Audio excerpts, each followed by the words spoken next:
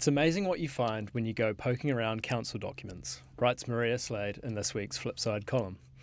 Maria, you've found a bit of a up yours, Wellington, from the Auckland Council. What's that about exactly? That's the way I'm reading it, Hamish. The council has delivered its response to the compulsory upzoning of cities that the central government has decreed. And if you have a look, there's just like hundreds of documents there for poor old submitters to go through. And I was just having a poke through some of them, and one contains a really surprising map.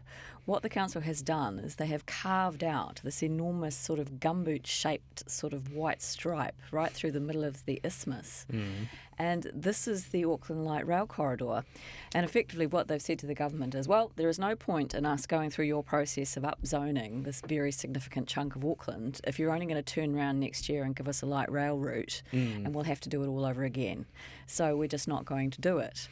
And as I say, this is a very significant part of the city. It's all your inner suburbs like Kingsland and Sandringham, all the way out to Mount Roskill and Mangere. So it's a big amount of housing for which the zoning will remain the same as it currently is under the unitary plan. So, yeah, I mean, the way I look at it is the council, they're not entirely enamoured of the government the way it has enforced this legislation upon them when they had already gone through the whole process of doing the unitary plan, the very painful process that was only completed 7 years ago. And, yeah, it's a little bit of, we'll take that, I reckon.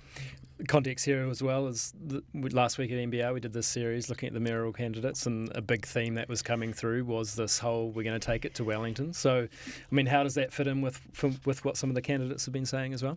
I mean, we get this theme all the time. Sure. You know, we need a mayor that's going to talk tough to Auckland, but that is something that I believe is a growing kind of theme at the moment as Aucklanders are seeing things like the $15 billion light rail project that the central government has decided is going to happen, like the Enabling Housing Supply Act, which just upzones the whole city. And the mayoral candidates, I think, are tapping into that. Even Efeso Collins, who's the Labour Greens endorsed candidate, he has mentioned that, saying, you know, he's prepared to sort of have the hard word with Wellington. He said things like Three Waters don't represent Auckland well because while we have paid for 94% of the assets, we only get 28% of the say under the structure that they're proposing. So that theme is coming through. And it was interesting. It got me thinking, well, how much power does an Auckland mayor actually have? And it turns out they've got a wee bit, more than the mayors of the other councils. When the super city was created 12 years ago, they created this position of executive mayor. And so an executive mayor has the ability to appoint their own team. They have a policy team, they have a budget. They can appoint their own deputy mayor, the chairs of the governing body committees, and they can thump the desk without kowtowing to their councillors should they wish. Right. So it's actually surprising that there is a little bit of power there. And it's unique to Auckland as well? It is unique to Auckland, but the thing is it's not very well understood because we've never really had a mayor that's done it. Right. We've had left-leaning mayors, and that may change, however, though. This time round, the polling is indicating that the right-leaning candidates are in the lead, although it's a close race. But if we were to have a national endorsed mayor, for example, under a Labour government, they may be more willing to have a go over some of these issues. The thing is, though, that New Zealand has a very, very centralised system. We've got the most centralised system in the Western world, the commentators are telling me. And while, UK local authorities run schools and, fire departments and so forth, here ours have very little power.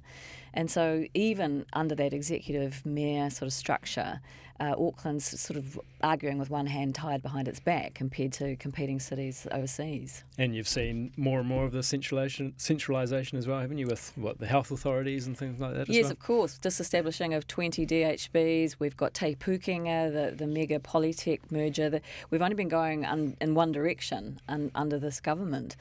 But, I do think that this local election result in Auckland may be a little bit telling. We may see Aucklanders starting to tire of the idea of having a Rolls-Royce light rail solution sort of forged right through the isthmus when we can't even build a busway up the Northwestern Motorway. Don't talk to me about public transport, Maria. Yeah. So, I do think there may be a little bit of an undercurrent here.